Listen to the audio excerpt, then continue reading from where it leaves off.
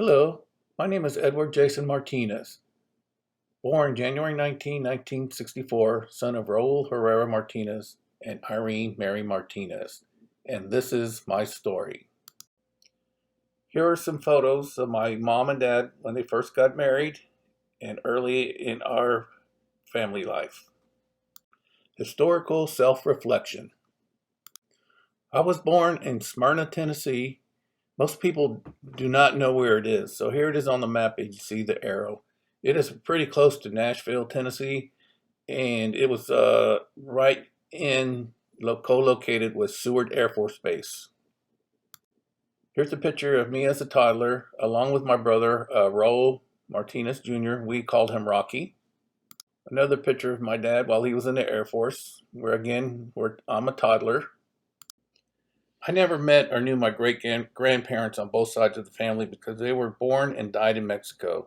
I am second-generation U.S. citizen on both sides. However, I do remember my paternal grandparents who lived in La Crosse, Texas, but were very poor and did not speak English. They worked in the fields picking cotton and crops. I was 7 or 8 years old when they passed away and only remember visiting their dilapidated house that barely had plumbing and having to use an outhouse. I did live with my maternal grandparents who lived in Wichita, Kansas as a toddler and visited them throughout my lifetime. They were not as poor and worked in a factory to support 8 children. There was never a dull moment, but I remember being happy all the time. I always thought all families in the world were happy like mine. I hate to admit that I did not want to be poor and uneducated like them at a very early age. I think this was the beginning of motivation to do well in life. They both have influenced my value in marriage and family. This was important for them because they were practicing Roman Catholics and were passionate about their faith. This has influenced me because I hope to stay married to my first and only wife for the rest of my life. I may not be a practicing Catholic, but I still believe in the teachings and do my best to live up to them. More pictures of my beautiful wife. I just had to show them. My parents and my grandparents have taught me that religion is an important part of our life, and I remember going to Catholic Mass every Sunday.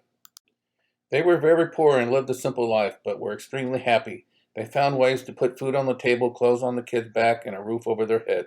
They taught me hard work is needed to provide life sustainment necessities, and this work ethic transferred to my studies, my work, and my teaching. My maternal grandmother was very strict and enforced rules in her house, but very loving and compassionate. She did speak both English and Spanish, so I was able to have a strong relationship. She made me feel like I was one of her only child. She did spoil me with love and affection. She has taught me how to be compassionate and how to be assertive when necessary. Here are some more pictures of some of the values my grandmother and my mother have taught me. I always thought family was the most important thing in life. Other than the marriage and birth of my children, I feel the most important historical micro event is when I graduated from SWT in 1987 as a student athlete. Reflecting, I overcame many personal, academic, social, and financial obstacles. I found a way to succeed rather than quit and feel sorry for myself. My degree in marketing opened many doors and taught me to be accountable for my actions or inactions. In other words, I had to be proactive rather than reactive in everything I do. My degree set the tone to be personally and professionally successful. For example, I have a family and became a warrant officer, which increased my income to better support them. Here's a picture of me graduating in 1987 with my father by my side. Here's a picture of me in my uniform playing for Southwest Texas State University Bobcats. And another picture of me in my warrant officer uniform, probably the last time I'll ever wear this uniform. The most significant macro event is 9/11 because I was on active duty stationed at Fort Richardson, Alaska. Our nation had never been attacked since Pearl Harbor, and this event changed our lifestyle in the U.S. We would never enjoy the freedoms we once had to come and go as we pleased. Our innocence was never more. Also, I had joined the military as a means to take care of my family, but never thought we would go to war because our nation thought we were safe from it after the end of the Cold War in the 80s. The military was in a state of peacetime, but changed to a state of war in an instant. I was no longer safe from danger. Here is an actual picture of me in my combat uniform and the vehicle that I was responsible for We were preparing to go on a combat mission, which was very dangerous. We were lucky to make it back alive. Biological reflection.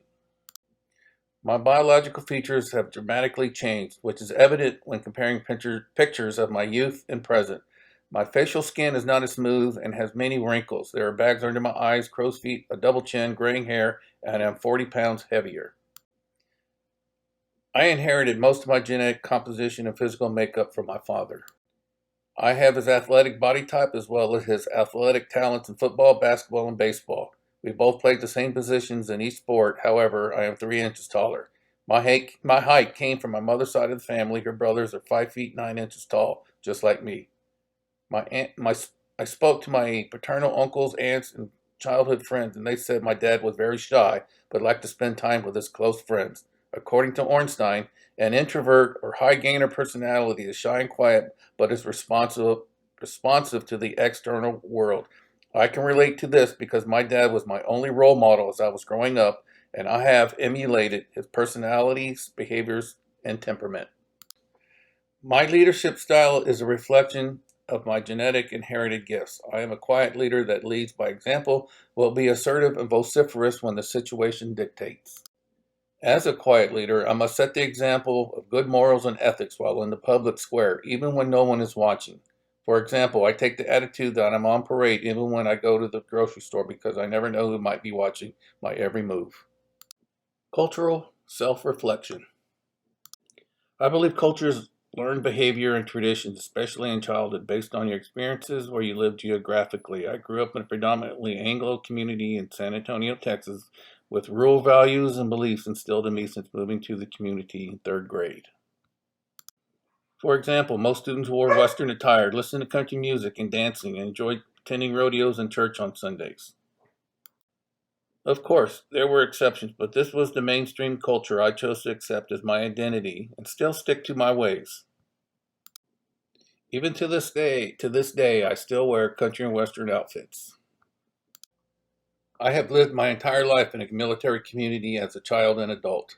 I have been exposed to various domestic and international cultures, exposing me to their customs, traditions, languages, and values.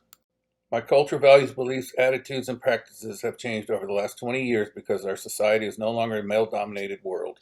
I have witnessed our country transition from racism, prejudices, and biases of all backgrounds to a more tolerant society. My cultural self has influenced me to be sensitive, generous, and engage in conversation because people have a story to tell and will listen to yours that you can open your heart. Wheatley, 2009. I admire Martin Luther King's quote. I have a dream that my four little children will one day live in a nation where they will not be judged by the color of their skin, but by the content of their character. Political self-reflection. I believe in life, liberty, and pursuit of happiness, as contained in the Declaration of Independence. I believe we are a constitutional republic with the freedom of choice within the laws to live as we wish. Every citizen has an opportunity to live the American dream. I have been influenced in a way that motivates me to challenge and overcome obstacles that will stop me from reaching this goal. I have and will continue to lead by example that will gain the trust and respect of those who I am responsible or wish to follow me. Educational platform. Education is the right granted by our government to every child and not a privilege. I have a critical theorist perspective that will challenge the status quo of our current educational system and inequities, and to liberate the human being from our so-called oppressors, which are the leaders in government as described by philosopher Max Horkheimer of the Frankfurt School of Social Research, Crossman, 2009.